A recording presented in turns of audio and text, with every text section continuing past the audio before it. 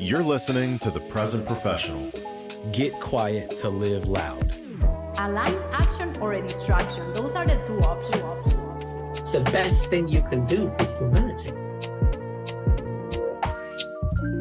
A podcast for leaders navigating the human experience.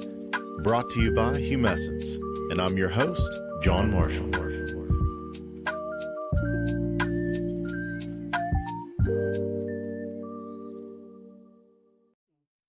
Welcome to another episode of The Present Professional. Today, we have a guest who's been with us before on the show, our Humessence coach, Brett Larson. Humessence coach and leadership development expert. Love to have him here with us again. And also, last but not least, author of Discovering Leaders Within. You can go ahead and show the title of the book there. There it is. There it is. We'll also put that in the show notes for you all to be able to access directly. But I wanted to take a minute here for you to really get to know Brett and the expertise, the insights, the personality that he's brought to our team as well. So just for you all to get to know him and see, how his perspective, differs from, some of the leadership development talk that you see out there. So with that, Brett, can you tell us a little bit more about your background and, journey through your professional career to where you're at now with Humessence? Yeah, thanks, John. It's a pleasure to be here with you again. So I was an industrial engineer, graduated from the University of Michigan. I took an industrial engineering job, and I worked in that role for 4 years for a manufacturing company. Mm-hmm. And I decided that I really wasn't a dive deep, crunching data kind of an engineer, and I wanted to lead people. So I went into my first leadership role, and as we often do, we choose leaders based on individual contributions. So I went into that role trying to solve problems and make decisions, and we made a lot of progress, but I lost the team in trying to do that, trying to solve problems and implement equipment and not really lead people. Mm-hmm. And that was a nightmare scenario. I created a culture where people didn't feel trusted, didn't feel heard, didn't feel part of the path forward, because I was just making the decisions. Mm-hmm. So that was a miserable life learning experience. And throughout then I led various teams for the next 29 years and grew my ability to lead. I went to a company called W.L. Gore and Associates in 2003. And Gore, I found them because they were consistently on the list of Fortune top 100 employers.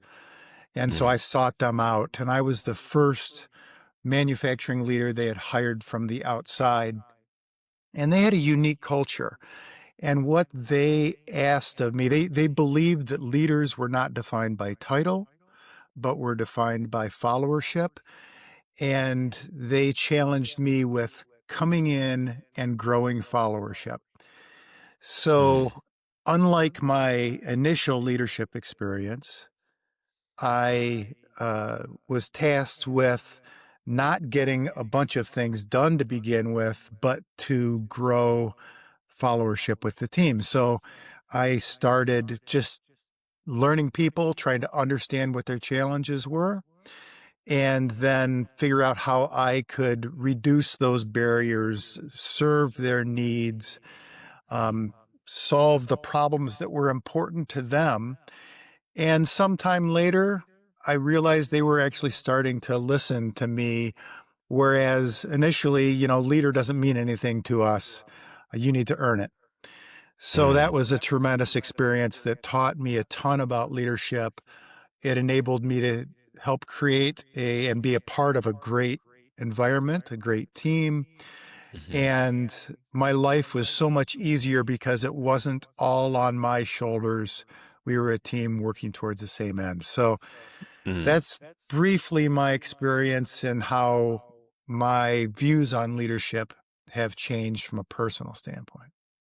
Interesting. I knew a good bit of that story, but I did not know that you sought out W.L. Gore, like for that kind of specific Yeah. culture and what they were known for. Yeah. That's really it's really interesting, and says a lot about kind of you know your initiative and knowing what you wanted to be a part of and enjoying kind of in the first place.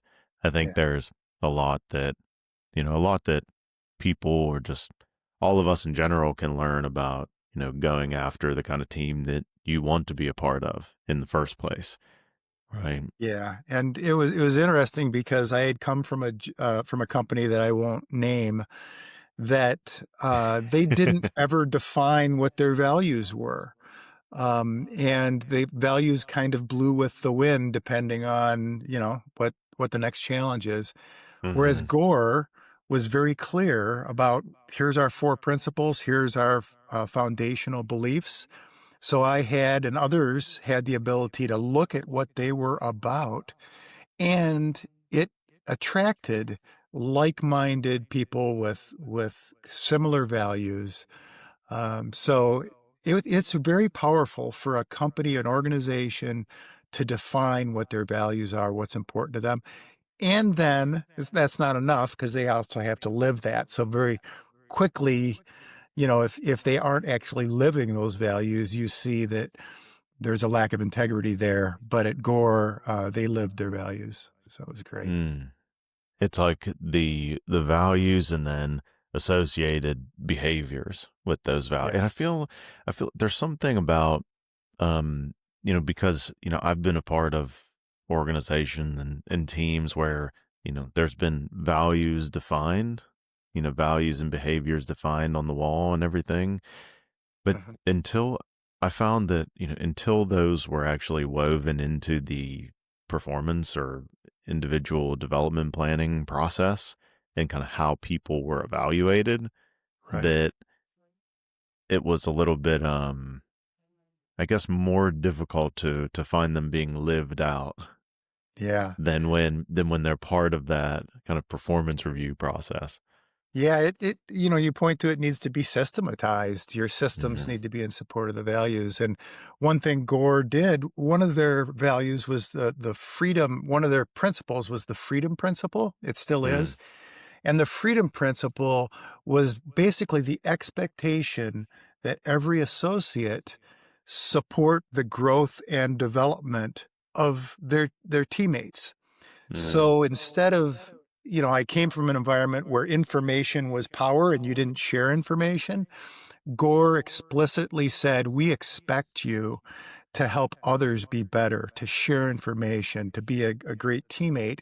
And to your point, their process of reviewing and determining compensation, all employees, all associates had input. So we ranked each other, and mm, if you weren't supportive of me, then I'm gonna not rank you as high. So the system supported that freedom principle.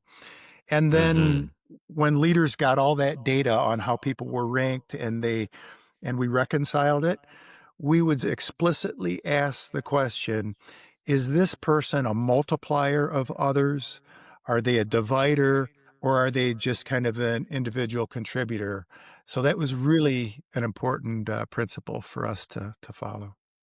Awesome. Awesome. Yes. Build Yeah. it into the system. So now you talked about, some of the core lessons that you learned from early leadership moving into, leading for the next 20 plus years, but then made that transition to actually leadership development and training, right? For the organization, I guess it Right. was, learning and professional development, part of the organization. Yeah. What was that transition like from leading to helping to develop other leaders and teams? All right. Thank you. It's a good question. Well, it was interesting because my role was identified because we had a leadership development group. But we had like 2,500 manufacturing associates and about 250 leaders in manufacturing. And it didn't feel like our needs were being met by that team. Mm, So the manufacturing divisional manufacturing leader said, we need to hire our own leadership development professional that specifically addressed needs of manufacturing, and that's how I got the opportunity. And what mm, I first sought out to do was to understand what makes one a good leader, two a good leadership development program. mm, And so I started to take a doctorate program that I didn't complete, but I took several classes, got access to a ton of research. And one key learning from that is the importance of emotional intelligence that makes a leader really effective in being a good leader and growing strong teams. And we weren't being taught emotional intelligence within our current leadership development system. And so that's one of the things that I adopted because you can teach emotional intelligence. You can also lose emotional intelligence. So, mhm, so that was a key part of what I adopted in my leadership development program. There's lots mm, of other things too that I learned about, such as you know um, development planning and trying to support the growth and development of people of the next generation of leaders and how to do that effectively. But all those things are kind of documented in my book, what I learned, what I applied, and what we were able the system that we created that actually demonstrated improvement in culture survey data in teams engagement and their experience with psychological safety. mm. So, listeners, you can learn more in depth about this through the Humescence website as well as within Brett's book, Discovering Leaders Within, where he'll go in more depth into what human based leadership development is really like. So, if Good. you want to learn more about what that can be for your teams or how your organization can adopt some of those processes, don't hesitate to reach out. There will be contact information in the show notes as well as reaching Brett directly through the Humescence website. So don't hesitate to start the conversation, but I'm glad that you're all joining ours right now. No, And I hope you do reach out because this is the joy of my life. I love helping leaders be more mm, effective. There's a multiplier effect when leaders improve. it's almost like that you, not just the joy of your life in helping the leaders improve, but seeing that halo effect to their teams as well. Yes. And kind of that overall elevated workplace human experience. Yeah, for sure. Hmm. Awesome. Now, when you're starting to create this leadership development program, you're noticing what the gaps were within manufacturing that you didn't have previously, and then you brought in this, like you mentioned, the succession planning and how that feeds into the development process for the next generation, almost kind of leaning back to that systematized comment that we had for values, but it's also systematizing the leaders that you want to create, right? And how to Mhm. kind of have that pipeline moving forward. So you identified the gaps. You found that emotional intelligence was the core part that was missing that you wanted to implement. And what were some of the learnings that you had from maybe the first couple times that you tested that out, the first couple times that you worked with the leadership team and teaching emotional intelligence? Like what were the best ways that helped it actually land with the leader and put it into practice versus, Yeah. maybe it missing the mark? Well, you know, one of the great things about Gore and being kind of a lattice organization where the hierarchy is not stressed, they wanted to make sure that people felt empowered to talk to anybody they needed to. One of the great things about that is it requires it doesn't really attract a hierarchical leader that is just making decisions and barking orders, but it attracts a leader that sells ideas. And it Mm, takes longer to sell ideas, but once you do that, there's a lot more broad support. You're not doing the thing because somebody told you to, but because there's merit there. So I did a lot of work in sharing data and promoting the value of growing emotional intelligence and having those conversations before I actually even undertook the process of teaching emotional intelligence. And then when go ahead. just I feel like there's something there that because I feel like there are probably a lot of people listening to this that realize that that is important. And I think you hit on a really important piece there of, how you went about selling that internally. Because regardless of if you are in learning and professional development, maybe you're a leader that realizes that this is important and you want to incorporate it into the curriculum.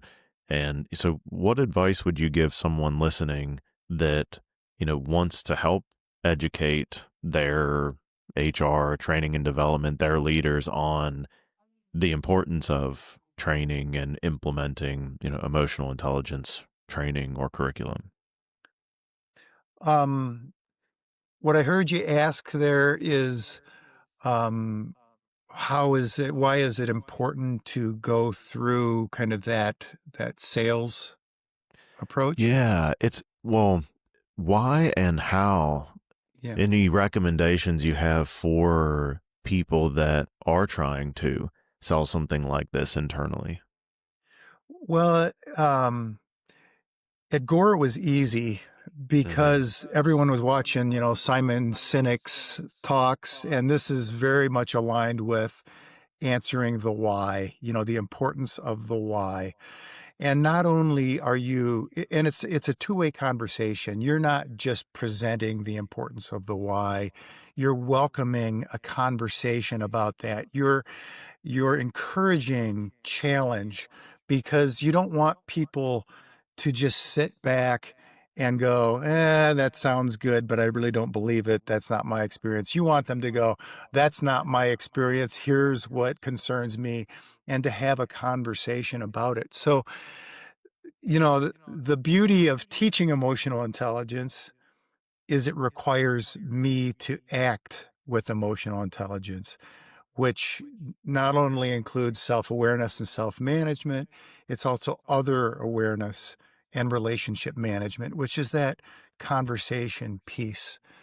So what I would typically do is go into a team, identify a team of leaders. So it might be 200 manufacturing associates that are led by 15 people. And I'd go to those 15 leaders. We would first kind of talk about the approach, what we're going to do, what the path is before I even taught emotional intelligence. And I would measure their culture. I would get their support for measuring it, and we would measure engagement from Gallup survey questions and psychological safety from Amy Edmondson's questions that she developed. And we would review that data together. We would kind of set goals as a leadership team of how do we grow that culture. And then we would start the process of teaching emotional intelligence to that team, answering the whys of emotional intelligence, and all the entire way promoting challenge, participation, conversation throughout the process. Hmm. And that sounds like, right, how you introduced the process to the leadership team. And I guess I'm thinking a little bit more if, say someone's listening that that is on a leadership team like that and is thinking, we do management training, we do, Mhm. sales training, we do kind of entry level, but nothing ever really mentions emotional intelligence. But, Right. they're seeing that it's important. So that person that might be on that leadership team that, you know, wants to, I mean, I guess they could reach out to you to help them have that conversation as one option. But if they wanted to raise that to HR or to have the conversation in their next leadership team meeting about a training that might be supportive for them, you know, what would you recommend that they, I guess how would you recommend that they go about that process, like getting their organization interested in adopting this program or any kind of emotional intelligence training within the group? Yeah.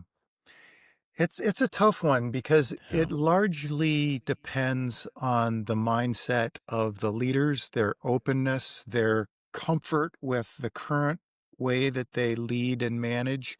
And if they are managers today that are kind of looking over people's shoulders and um, that they value strength and hierarchy and decision making, then it might be tough. But if they're often, they often say change needs to have some crisis to drive it. I think Mm, that's true. That allows you to open up your mind, but there also are leaders that saying we need our teams to be more effective. We have leaders that are getting burned out. They are trying to do everything. They don't understand how to create high performance among the entire team. If those mm, are things that describe your environment and you feel like you're leaving a lot of potential uh, on not being utilized, mhm, then maybe you're going to be receptive to a new way to lead that is based on serving people. It's based on growing followership for the leader because of your service, because you're creating an environment where they can be successful as a mm, driver. Um, so yeah, I think it depends. The sales pitch is different depending on the type of culture, the type of leader that you're currently working with. mm. Definitely, definitely have to adapt to your audience. And, we're happy to help you have that conversation or Great. you know, just see where you're at and see if anything like that would be a good fit. So, don't hesitate to reach out if you have questions about trying to connect with your team, your leadership team, or, your learning and development organization. Now, just taking a step back to leadership in general, what would you say are, what needs to change about how a leader's been defined in the past, or maybe even is still being defined today? Yeah, you look at kind of historic great leaders, like maybe in government, it might be Winston Churchill, who had a circumstance where it was very different. It was wartime. He had to be strong and decisive and so on. And then people translate, oh, he was a great leader, so that's the way I should lead in business. And maybe they look at a Jack Welch who had a very strong philosophy, was very decisive, was incredibly intelligent.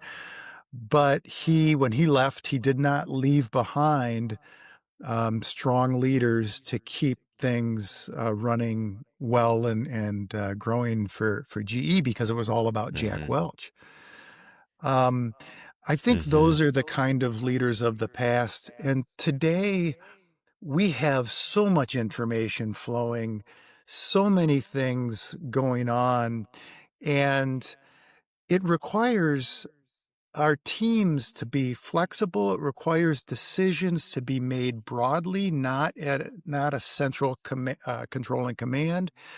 It requires, salespeople to be able to be decisive in the field in support of customers and be comfortable with that, not going back, as the car salesman has to go back to his manager to negotiate a price. Who wants to go through that? The customer that can talk to somebody who can make a decision in support of the customer experience, that's going to create loyal customers. And Mm, so it's more of the leader that creates an empowered, trusting, psychologically safe environment where their team can feel ownership, can make decisions, can challenge decisions, can be a part of a productive discussion and even disagreement towards making better decisions. That's the type of leader that will, especially with our new generation, that will create mhm, an environment where people will feel like they have ownership, like mhm. they're important. Now, this comes up a lot when I talk to clients about empowerment, right, and creating more empowered teams and culture.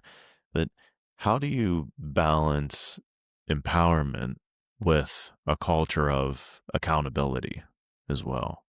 Yeah.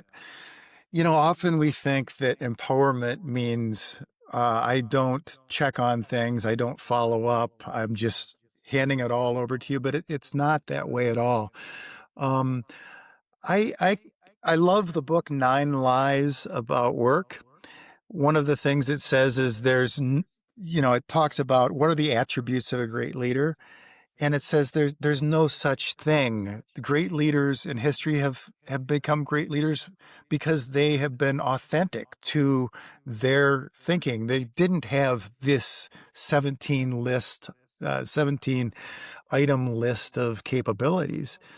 Um, but what makes a great leader is followership. All the great leaders have had strong followers who have trusted in their leadership, who have felt empowered and trusted.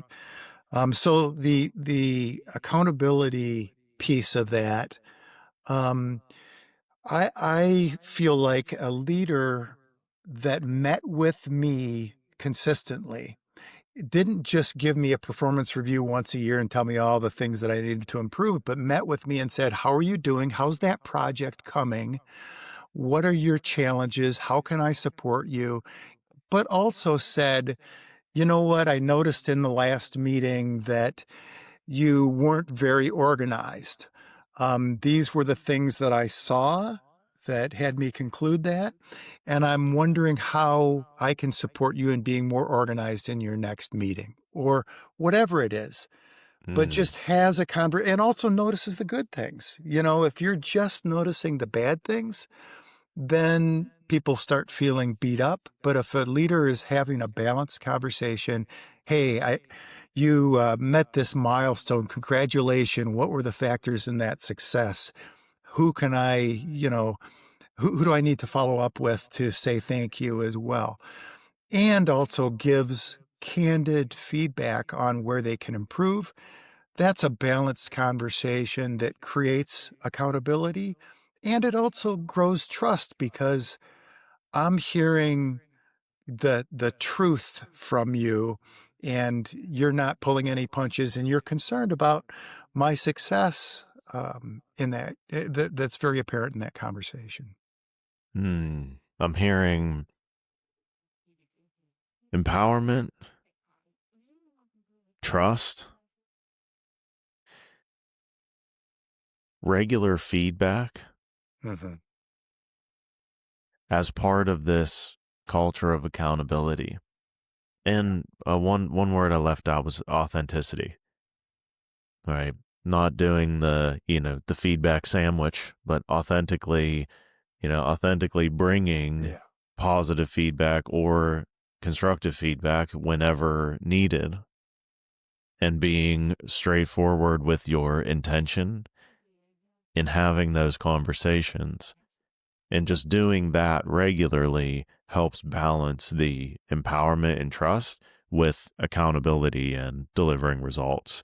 So it's this kind of awareness of what your people are up to and Yeah. being able to check in with them on some regular schedule, or, ensure that your leaders are checking up on their people on some regular schedule, Yep. allowing that to have a system to proliferate down in this culture of accountability and feedback Yeah. and, not not radical candor, but, compassionate candor. Yes. Yeah. Respectful, compassionate candor. And I would like to highlight that. That was a great summary, John. I want to highlight feedback a little bit more, Hmm. because it's not just a one-way street. That leader should also be receptive to feedback and create an environment where learning is what's important. And, if learning is what's important, then feedback is critical, and feedback is Hmm. valued. It now becomes less of a uncomfortable thing and more of a welcoming, I need feedback because I need to improve. And I will say Hmm. my example of feedback being powerful is I became a plant leader of a plant about 125 people. And we had terrific individuals from the frontline leader through their leaders and up to me. And we all agreed, and Gore emphasized this, that feedback was really important and direct feedback was important. So if I'm a leader and you come to me, and you're the person I lead, and you come to me and say, I'm having a real problem with Joe. Joe is treating me disrespectfully. He is criticizing me without merit. I need help. My first question to you, we were trained, it should be, um, John, have you talked to Joe? Hmm. Is Joe aware of your frustration with him? And if you haven't done that, then I don't want to insert myself there, because inserting myself to solve your problem creates a terrible relationship with you and Joe. Now Joe's Hmm. like, oh, he's going to be running to Brett every Hmm. time. And so Joe will run to me and I will be solving everyone's interpersonal problems. And have no But if time I, left for strategic. right. But if I Hmm. can help you have that conversation with Joe, it's very difficult, but we can do some practice. We can do some role play. We had training at Gore for how to give feedback, and you gave that feedback to Joe. Now the chances for Joe improving are better because it's direct. You can use Hmm. direct examples. And Joe will feel, even if he doesn't agree, he'll feel respected because you came to him directly. Um, and so you just Hmm. work it out then, and maybe Joe has some feedback from you and you guys work it out together. So when I went into this plant, we had um, this philosophy and we had this practice. And I actually had a leader, you know, if we had a chain of command, it was two steps down, came into my office, closed the door, and said, I need to give you some feedback. My gosh, that was the most satisfying feeling in the world. And the feedback she gave me was really appropriate, really appreciated. And uh and to me it was an indicator that we were creating a successful culture. And I used that. So her coming to me directly meant she wasn't sharing her frustrations with her teammates. She wasn't creating a perception of me that I now had no control of. But she was facing it directly, and it allowed me to address it. Hmm. Also, when we had new employees coming into the plant, I used that. I asked for permission and I used that as an example. This is the culture we want to create. Here's an example of where it manifests. And our expectations are that you will also give feedback directly. And if people Hmm. were so uncomfortable, they they didn't come or they left. And so it became an environment where we respected each other, we talked directly, and we had a culture survey that assessed our overall culture through a satisfaction score. And our Hmm. satisfaction was high to begin with. It was like 81% satisfaction. But over the course of 2 years, because the whole leadership team was doing this, our satisfaction in manufacturing for hourly manufacturing associates went to Yeah. 97%. Oh, And that was wow. actually scary when we got that data. It's like, oh my gosh, there's only one direction to go from here. So, but it was a tremendously powerful environment. Oh, and by the way, we made the same product as a duplicate manufacturing line in another plant. Hmm. We had something like 2 to 4% higher yields and 5 to 10% greater efficiency in cost per device manufactured. So Wow. the culture translated into performance as well. If you could give me one moment, I want to introduce you to today's sponsor, my company, Humescence. By listening to this show and putting these ideas into practice, you're already someone who cares deeply about culture, leadership, and how people work together. And at Humescence, we provide growth stage organizations with training and coaching to build the systems and leadership practices that build these ideas into their culture as they scale.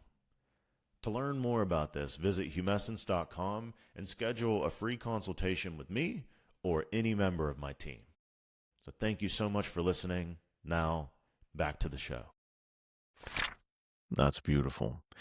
It's just a lovely balance between, because emotional intelligence, followership, empowerment, right? It all sounds really great, but then, does it deliver results? Does it still Yeah. hold people accountable? And right, the other side of that is the psychological safety and the comfort having uncomfortable conversations, Yeah. providing that direct feedback. Because if you just have the positivity without the comfort and the comfort in the discomfort, then Yeah. you kind of just have chaos, right? It's this empowerment without accountability. And, in order to hold each other accountable, you have to have this culture of feedback, culture of learning where it's promoted and people feel safe sending that up, down, and sideways. Yeah. And Beautiful. the emotional intelligence link to this is the realization that giving feedback is uncomfortable. Who am I to give feedback to this person? How are they gonna react? Are they gonna hate me for the rest of my life kind of a thing? And that's a self-awareness thing, which is part of Hmm. emotional intelligence, but also being able to step back from that and realize that what is my objective in giving this feedback? I want that other person to grow, to I want them to be successful. This Hmm. feedback of how they're treating me, for example, is really important for them to hear because they might not even be aware of it and it might be Hmm. affecting other people. So really when you get at the heart of it, giving feedback is really to try and help somebody be more successful. And when you think of it in those terms, it's not as hard to give now, and it creates the delivery of the message to sound a little softer. I'm not just criticizing you and beating you up. Is it okay if I share some feedback with you because I'm really concerned and I'd like you to be as successful as you possibly can be? Hmm. Sure, give me the feedback. Okay, let me share observable facts. Let me Hmm. share how I interpreted it, how it affected me, and let's have a conversation about that and what your perspective is and what opportunities you might see in that.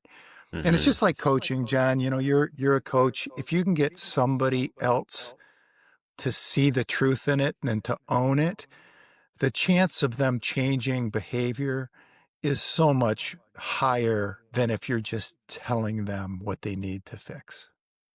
Yep. Yep. It's, helping our people become more resourceful rather than just giving them the resources or telling them what to do. Beautiful. Well, this has all been so informative and, it's just such a great conversation about, you know, really, our vision of leadership and, Yeah. what we've been working with clients to create and, really why we connected in the first place, Brett. It's Yeah. it's awesome to kind of come full circle on this conversation to just between us. And with that, what would be your, one piece of advice to leave with, someone listening to this?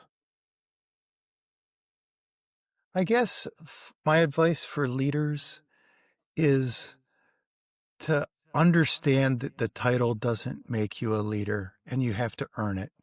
And you earn it with humility, with service, with respect, with candor, with developing relationships with the people that you lead and checking in regularly. And when you do that, Mm. the payoff is huge because not only is the team performing at a higher level, you're just kind of looking at the culture and managing the environment and supporting the team. You go to sleep at night a lot. Your sleep is a lot more sound. It's an easier lifestyle for a leader than one that's feels like they have to make all the decisions and control everything. Well said. Well said, my friend. Well, thank you all for being listeners. We will have the links to the books mentioned in this episode, and don't hesitate to reach out to either of us directly. We're open to having a conversation about, your team, coaching, workshops, trainings, even just questions that you may have with something that came up in the episode, something that you want us to cover in the future, or just have a conversation to meet. We'd love to meet you. With that, we'll see you next time. Thanks again for listening. Thank you, John, and thank you all listeners.